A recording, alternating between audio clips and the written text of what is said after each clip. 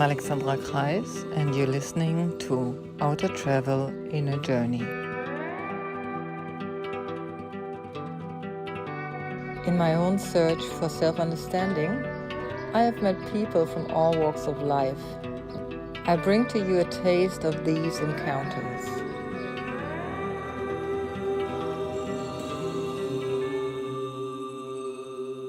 Hello and welcome to Outer Travel in a Journey with Alexandra. Today my guest on the show is Gary O'Toole. Welcome, Gary. How are you?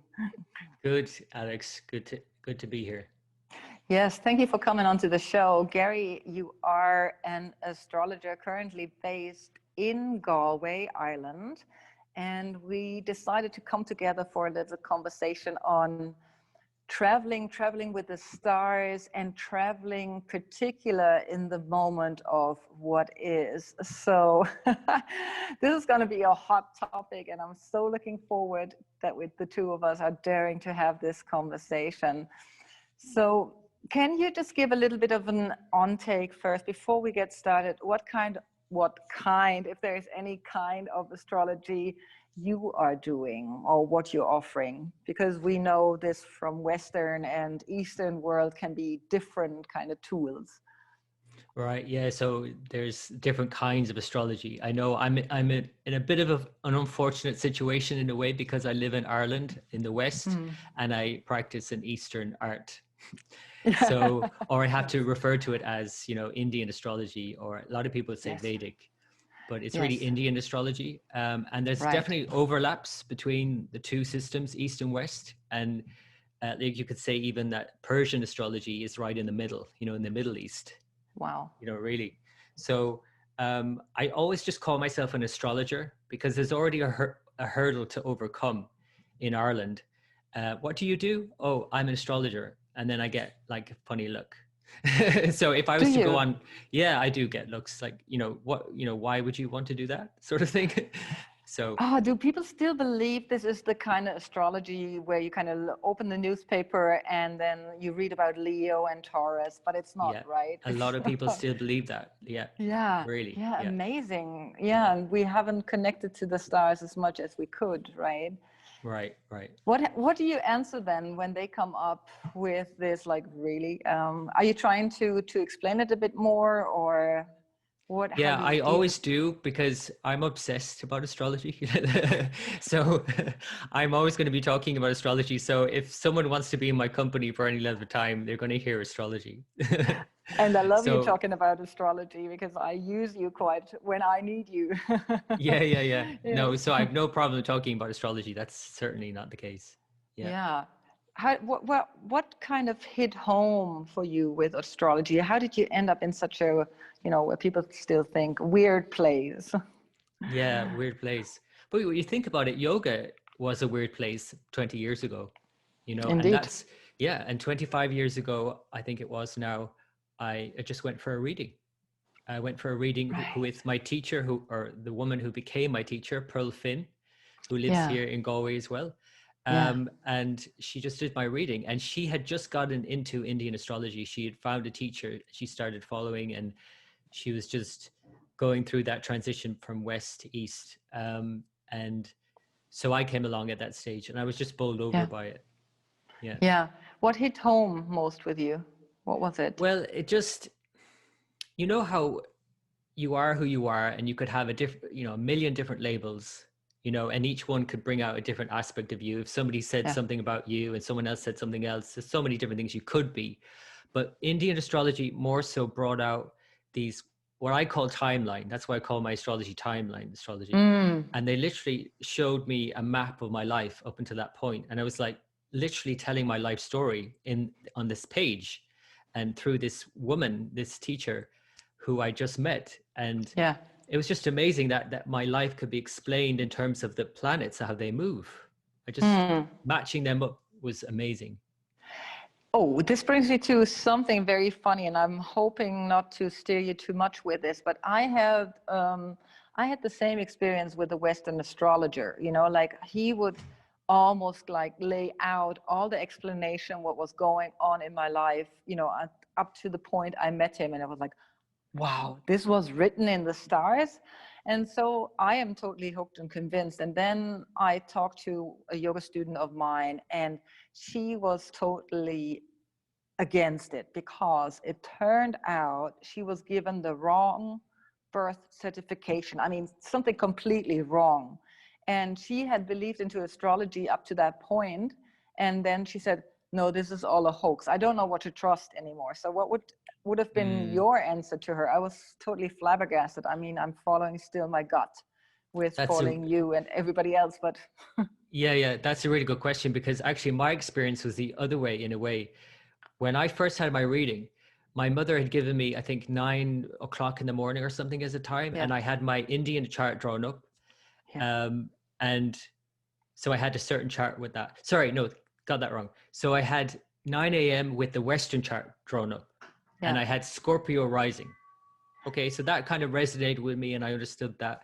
But then a few weeks later, that same teacher I mentioned was transitioning during that time to Indian. And in the meantime, my mother got my correct time. And so I went back with my correct time, which is a few hours later. And I went to this lady, again, this Indian astrologer now, and same rising sign, because it was a different time. So even though she shifted systems, it was the same time. So it's like I was kept in line with the same rising sign, regardless of either. So it was kind of like, that was funny start. For that woman you're mentioning though, the thing is that whether you're looking at yourself from an Indian astrology point of view or Western astrology, or there's another system of astrology that actually takes into account the constellational signs, which are different sizes. Most astrology systems will obviously take in 12 signs divided by 12 equally. But there's a third one that takes in different lengths of constellations, right? They call it more like a true sidereal, if you want to put it that way. So there's a third one you could throw in there. And there's so many different calculations you could use. And so it's like looking at something from so many different angles, the same person from very many different angles, all the way around if you want. So I've heard of a tantric technique that you can basically pick a sign, any sign, pick a sign, any sign. Taurus. If you want to, if you want to live like a Taurus, if you want to, if you like the attributes of Taurus, start living like that.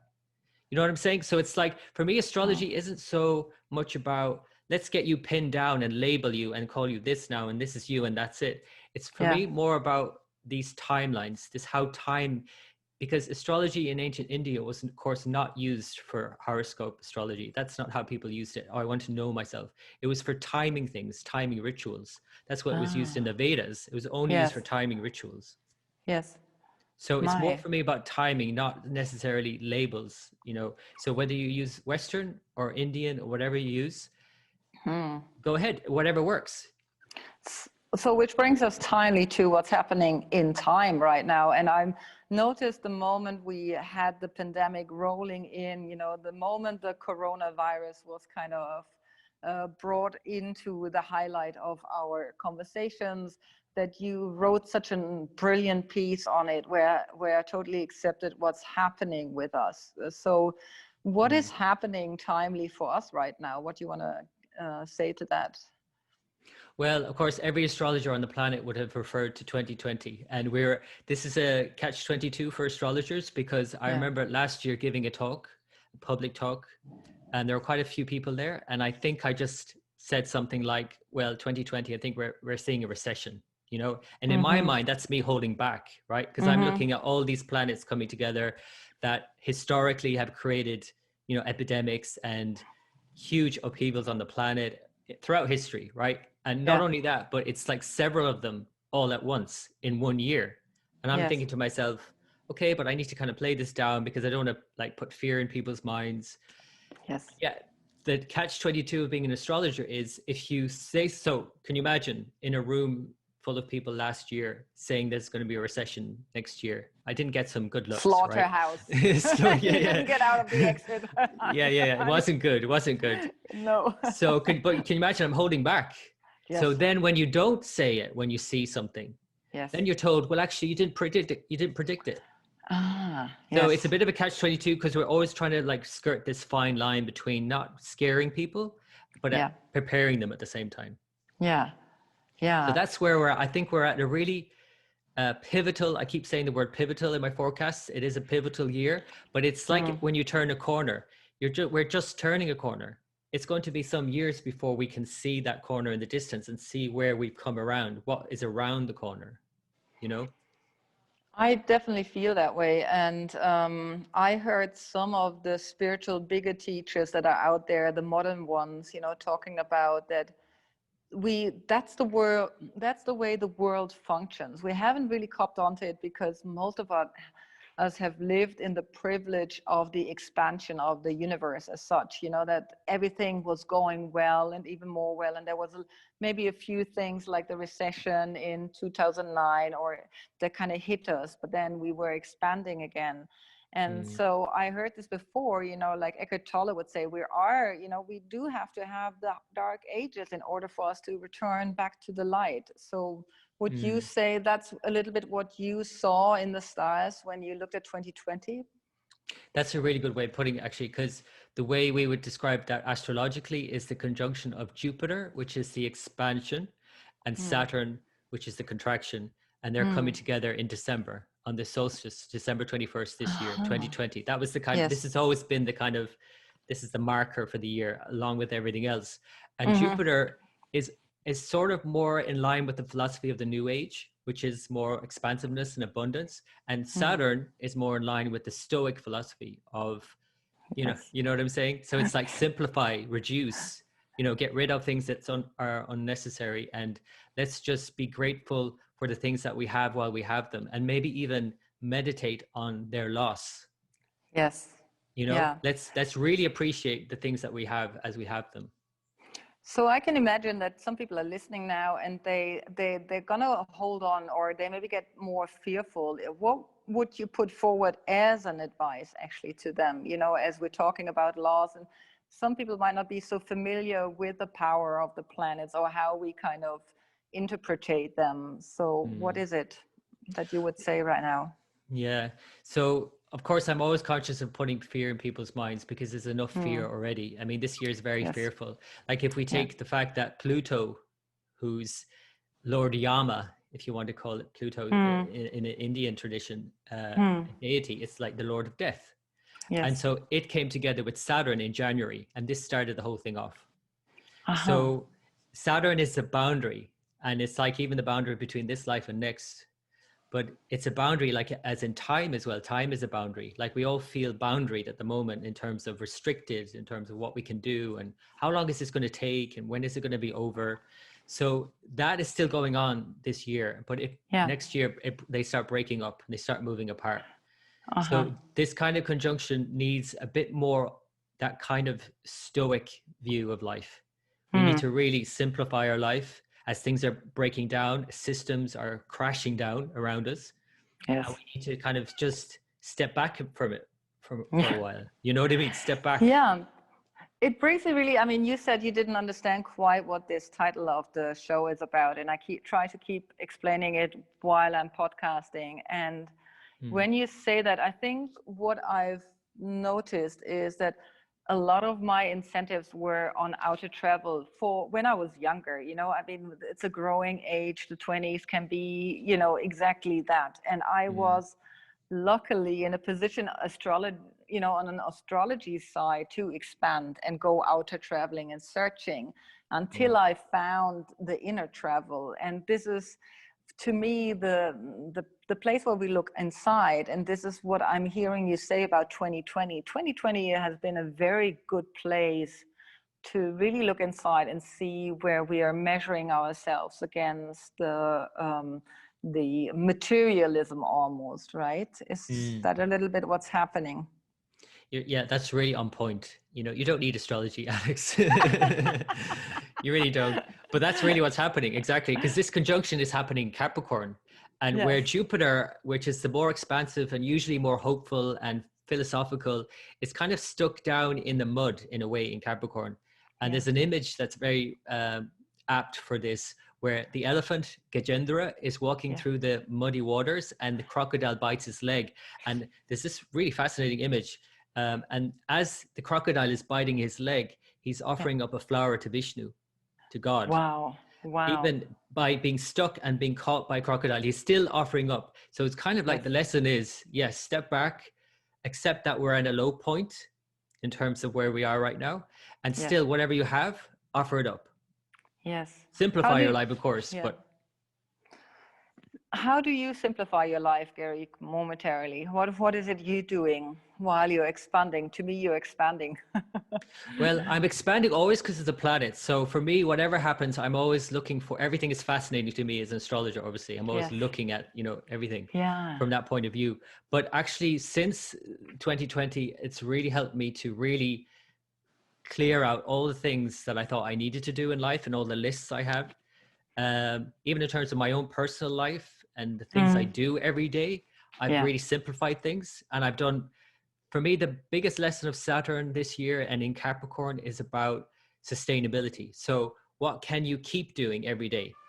And actually, I've been able to keep doing things every day. It's very small things, but doing them every day. Wow. Yeah. Hmm. I think that's what it is, to work on the habitual side of things. What is a good habit? What helps you sustain yourself? Is that what you're saying?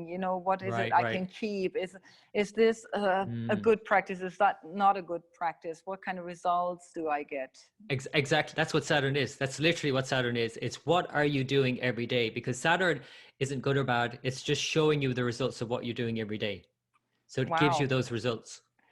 I remember like when I was predicted that I'm in the middle of Saturn, Sati Sati, so the 7 years of Saturn ruling your chart, it was a joyful moment for me.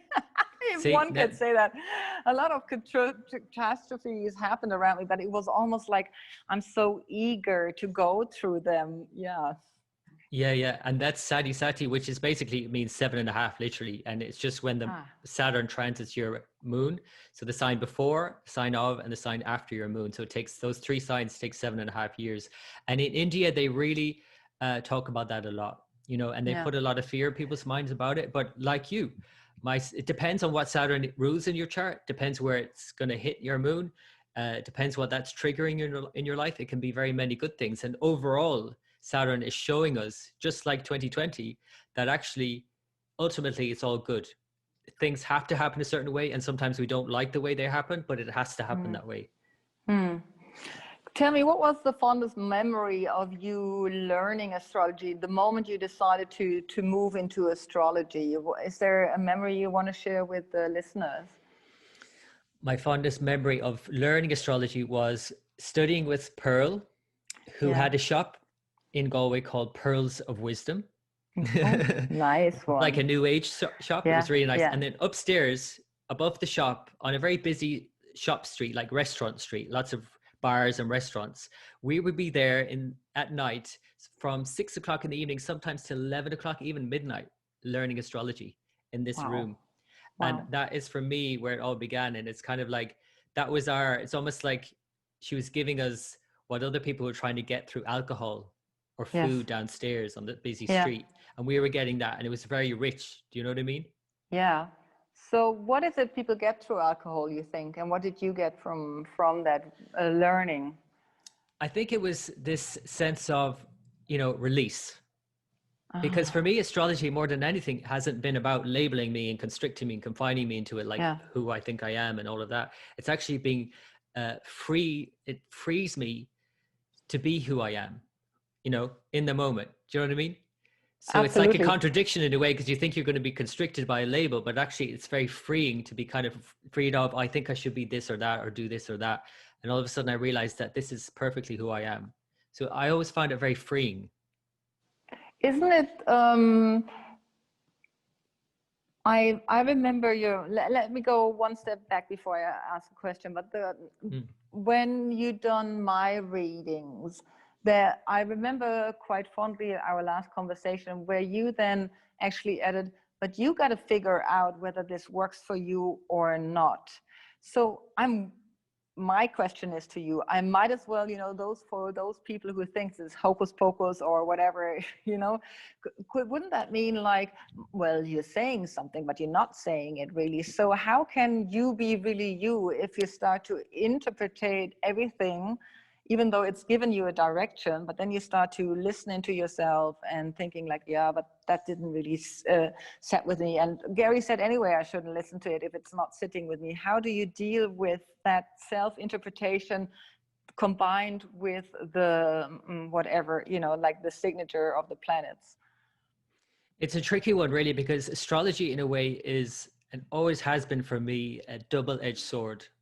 So it's like it's solving a problem, and at the same time it's like, if you address something, then you can no longer pretend that it's not happening, or it's not there, or this isn't me, or whatever it is. So it's like a double-edged sword always. And so I think more important is to be open, because every astrologer on the planet is going to give you a different story based on what they're looking at. So if we're all just telling stories, right, and everybody has a story, if you see your story written down, you can take whatever from that. Somebody else might take something different from the same thing that you write down. That's why I know this is very much pop astrology in a way, but there's been experiments done by psychologists over the years to try and, rebuke astrology and say it's all a load of rubbish. Yeah. By doing these very simplistic personality kind of traits, files. Tests. And they did this famous one, I think it was in the 60s, where they basically took the horoscopes from all the publications at that time, blended them into one paragraph for each of the signs, and gave or something like that, and then gave the same paragraph to everybody in the room, I think 50 people. And everybody said, that's me. So that was their way of proving that astrology doesn't work. But again, for me, astrology isn't about that. It's about, we're all human. We all have, traits that we could all see as we have them in common, right? But for me, it's more about, what do I want to extract out of this moment? What personality trait do I really want to emphasize right now? What is being emphasized right now, more importantly, in astrology, is in these timelines. That's the most, it's not so much about who you are, it's about who you're becoming. Yeah. Do you know what I'm saying? Yes. So it's not like, I'm trying almost like to debunk a myth here, so when you would say, like, you would never say something along the lines, you're going to meet your partner this year, or would you? I would never make definitive statements in a way, even though I am predicting all the time. I'm always predicting. Yes. So it's like weather prediction. Yes. Like nobody can predict the weather 100%. Right? Nobody. Nobody can know. Right? An astrologer, I have had astrology readings with the best. Okay. Yes. And none of them have come out accurate 100%. Even if on paper it seemed to be accurate, when I experienced it, it was my experience, not theirs. That's the big difference. Wow. Yes. I think I'm slowly starting to understand what you say. I'm slowly getting it. I mean, the most of the times I'm easily convinced once things really hit home, once they become real for me, because the only measure of real is through my own eyes, I often think. And so I remember you saying, like, in 2013, there was something with my teacher, and there definitely was something with my teacher, something really big. And that always ran through the back of my head. And still, I wonder why if we want to call them trade Eastern, Western astrologer, why my Western astrologer was also so correct about, like, a certain country that was good for me, and a certain opening of one of my studios was good for me. How come that if you dissect, if you're reading the degrees of the planets differently, that's how I understand it, how come you can still predict so on point, or you can still hit home with that? So the best way I can think of describing that is, and if I could show you examples, of course, that would be the best way, obviously. Two charts, and we look at the Western and Eastern chart for the same person, and how reading both completely different systems, we're describing ultimately the same thing. And the best way to think about it is German and French, describing two people describing the same thing in two different languages, but they're describing the same thing. Okay. It's a bit like that. It's a bit like that. It's a bit like that, because they're actually very different as well, even though it's the difference between the two zodiacs, which is one major difference. But really, the way we use Indian astrology and the way we read charts is very different to Western astrology chart reading. They're very different. So it's like two different languages. Mm. basically. But it's still using the alphabet. We're still using the same alphabet, like whether Yeah. it's German or French. Yeah. So how do you know you're meeting the best of the best? How do I know I'm meeting the best of the best? The best, I suppose, of the best for me at that moment, even if it was not at that time seeming like the best, because I've had some atrocious readings over the years as well. I've had some readings where, my God, did you actually just say that to me? And like Yeah. that wasn't even appropriate. Like you Yeah. shouldn't have said that to me. But looking back at it now, it's like, okay, I can see the rhyme and reason for that now. So Mm-hmm. sometimes Mm-hmm. the best of the best seems like the worst of the worst at the Okay. time, right? Yes. Do you want to give an And example? Can you share a small story well, that's not too private? no, an Indian astrologer predicted my death. Oh, no way. For example, yes. Um, yeah, and that date has passed since. Yes. But the reason why I'm saying that, I think that it helped me an awful lot in life, is Yeah. because if you always think that that's a possibility, even though, I wasn't sure of it, obviously, but Mm. it was in my mind. He put that in my mind. It was out there at that this year, especially coming up to that year, that this was going to happen. So it completely changed the way I live my life Mm-hmm. in the last 20 years, Wow. whatever. How did it change it? Because I obviously, if you think you're going to die at a certain time, or you think something's going to happen, you will definitely change the way you live now. Because it's Mm. like you only think you have certain time left. So in that Yes. way, it helped me for sure. Mm-hmm. But in another way, it was like that was highly unethical, right? So you don't tell Yes. somebody. Yeah. So yeah, that's a good. Yeah. That's a big example. And would you say that he maybe did it on point so that you get pushed into a different direction? Was it Well, a actually, solution? no. Actually, no. Because let me verify it more. He did the reading because this is another thing lost in translation. He was an Indian Mm-hmm. astrologer. He didn't Okay. actually mean my death, because I went back to him years later, after me thinking all of this Yes. time. And Yes. perhaps I wanted to think that. I don't know. Yeah. But I went Yeah. back to him years later and he said, that's not what he meant. That's not what he meant at all. So he didn't actually say the word, you're going to die, Yeah. but it Yeah. was kind Yeah. of like, so Yes. anyway, he Yes. clarified it for me. And then at that stage, 20 years later, I had known enough astrology then for him to tell me what he was looking at. And then I looked at it myself in my chart and I was like, okay, I understand what you can see there, but that's not how I would have read that. Amazing. Big lesson, Amazing. big Big lesson. lesson. Yeah. Yes. So I think you, I always believe that too. You cannot just go to somebody in China. They have a little bit of, English and then get your chart read, or you have a little bit of, or you go to England and you have a little bit of English, and then you don't understand what the person is really saying to you. That was also my impression of some of the Vedic Right. astrologers I met in India. Mm. That somebody who has a gift also with words, and I surely think you do have a little bit, that A bit of the combination. Irish gift of the gab, is it? Yes, you do. And then you're very cautious, and Dr. Robert Swoboda, who did my reading as well, and like he would be very cautious in what words he used, because he knows the power of word. And I know you're not only coming from astrology, but you're also coming from yoga and all these studies that are related, Ayurveda and so on and so forth. So you probably have seen the power of the word through even through that example you just told me, right? Oh yeah, but that's like probably the biggest lesson that I had about, how you should say something. So there's an actual thing in astrology where we look at the planet in the chart for any person that has reached the highest degree. So it's become like the king of the chart, is called. Yeah. And in my case, it's Mercury. And you Yeah. might be familiar with Mercury or Hermes or whatever you want to call it. He's a winged messenger, and it's all about communication. So for me, on a soul level, it becomes a really important life lesson to speak when I need to speak, and to keep quiet when I need to keep quiet, and to really be careful with my words. Because if I say something to somebody in a reading that Yeah. I know I shouldn't, I won't sleep that night. It just Hmm. won't sit well with me on Yeah. a deep level. Wow. So I've learned that lesson the hard way. And that was even just in the beginning when I first started reading charts. And I might have said to somebody some negative traits of a rising sign, or just one sign of the zodiac, nothing major, just because oftentimes you see in astrology when you're first learning, positive traits, negative traits, you know, and you kind of start doing it like that. And Mm. eventually you start bringing everything together and start being able to walk that middle path, you know.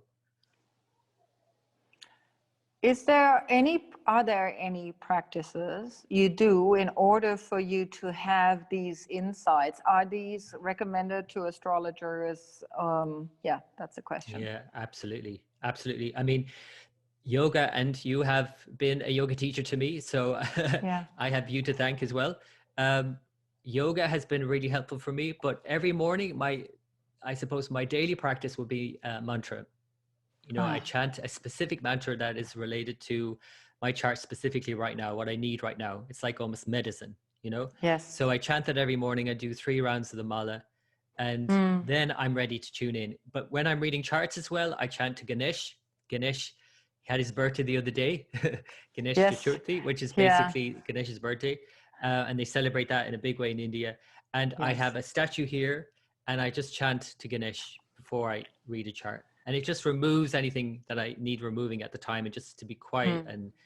and open myself for the chart. Wow. Yeah, I chanted for, I think I did a Homa for a year on Hanuman, you know, and it Mm, brought, it took a while, but it brought the most beautiful things into my life. I truly believe that. You might or mightn't mm. believe that, but No, absolutely. Yeah, mm, absolutely. I've seen mm, that work. And also for me, the Mrityunjaya mantra has been a very powerful mantra when I've needed it. It's been yeah, a great medicine. I just yeah, felt, of course, there are other mantras, you know, the Maha mantras are great mantras that, you know, anyone can use. But I have a very specific mantra that an astrologer gave me for my chart right now. So I almost feel like if I'm going to chant, why not chant something that I need right now? Right. right. It's still going to get me into that quiet space, but I'm also using it as a medicine. And have you learned to give other people mantras while we're at it? So if people contact you, It's a would you? I don't prescribe mantras, no, No. because it is a very intricate, in-depth study. First of all, it's like another separate study. So, but I do, and I can recommend the Maha mantras, like Mrityunjaya. Anybody can chant that. It's safe for anyone Mm, to use, and that's usually the one that most people need if they're coming to an astrologer and they need mm, help. They have some mm. fear, or they're dealing with something, and it's usually a Saturn type of thing. And Mrityunjaya is one of the best remedies for that. But Wow. Ganesh mantras, you know, Ganesh mantras are really useful for a lot of people as well. Yeah, removal of obstacles for those who Yeah, are not familiar with Ganesh. Yeah. yeah, And yeah. Metri mantra, do we know the words? If there's somebody around who hasn't heard of that mantra, just to clarify. So it's for Shiva. So it Mm-hmm. goes the three-eyed Lord Triambakam. So Om Triambakam Yajamahe Sukhandim Pushti Vardhanam Urdvarukamiva Bandhanan Mityor Mukshi Amamratat. It's a bit of a long one, but it's quite easily learned these days because there's so many versions online. So many versions. So many So big mantra singers are giving it their own form, right? Hmm. yeah, singing, I suppose this is another topic, of course. How Yes. do you pronounce mantras, and the meter Mm. and the rhythm and the pace? All of these have to be learned. And I have studied some Sanskrit, you know, Yeah. but only enough for me to chant for myself, for my own personal practice. So Yes. that's why I don't get into prescribing specific mantras Yeah. other than the great ones. Yeah. So yeah, I think it's an art form in and of itself, really. This is something in the future, I think, for me, more and more Sanskrit studies for sure.